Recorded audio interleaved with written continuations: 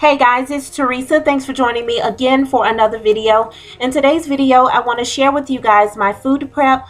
First, I'm just boiling some water for us throughout the week. I like to boil water for like 3 minutes because that's what the CDC says you need to boil it for to kill all the bacteria in the water. So I just boil it for 3 minutes. I put it into a pitcher and pop it into the refrigerator. Now I am making some marinara sauce, and I'm using some sausage that I got from my local grocery store. I only paid like $1.30 for this sausage, and I'm using it for marinara sauce. I'm just going to grind this up and freeze it when it's all done. This did make a lot of marinara sauce, and I was actually able to get 2 meals out of this. I did one for lunch and one for dinner. The next thing I'm doing is I'm actually skinning and deboning some chicken thighs.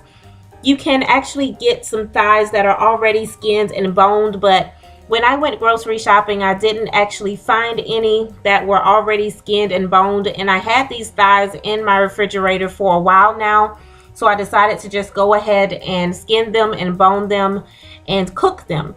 So that's what I'm doing, and I'm actually going to do 2 things with this chicken. You'll see that in a minute. It's really simple to skin and bone it yourself, but you can also get someone at your grocery store to do it, or you can get a butcher to do it depending on who you use to get your meat.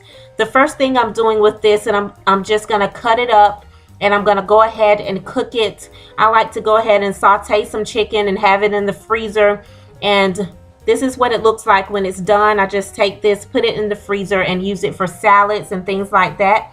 The next thing I'm doing with this chicken is I'm putting it into the crock pot. I'm going to just season it up and let it cook overnight.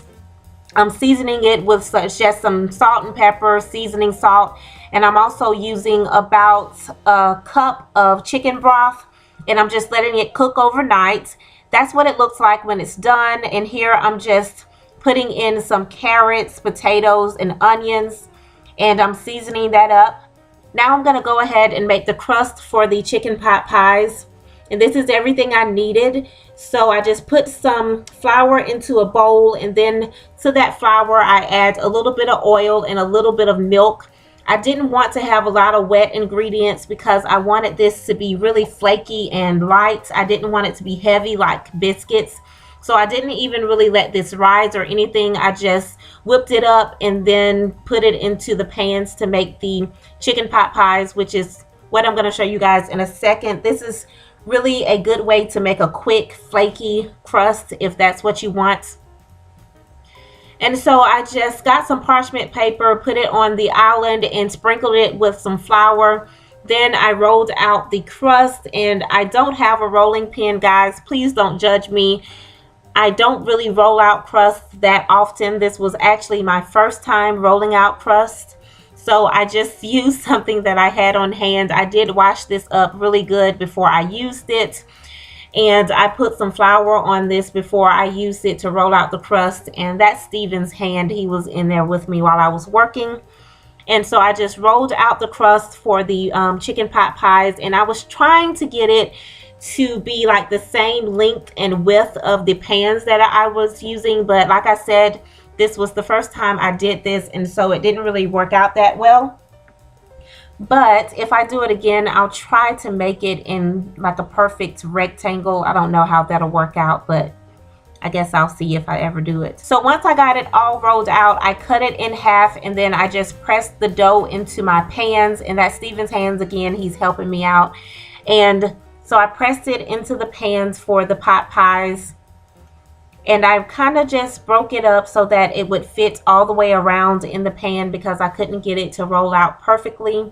Long story short, I did that 4 times, and then I just poked holes into the bottom of the pans, and then I put them into the oven to cook a little bit. Now, all of the chicken filling is done, and I just went through and broke the chicken up with my spoon, and then I made another piece of crust and cut those slices up. Then I filled all the crusts with the chicken pot pie filler. I almost didn't have enough for 4 of them, but I made it stretch and it worked out okay. And then I just took the little strips that I made and put it over the top, stuck it back into the oven, and that's what I got. So here's everything that I did for food prep this week. I have the marinara sauce, the chicken, and the chicken pot pies.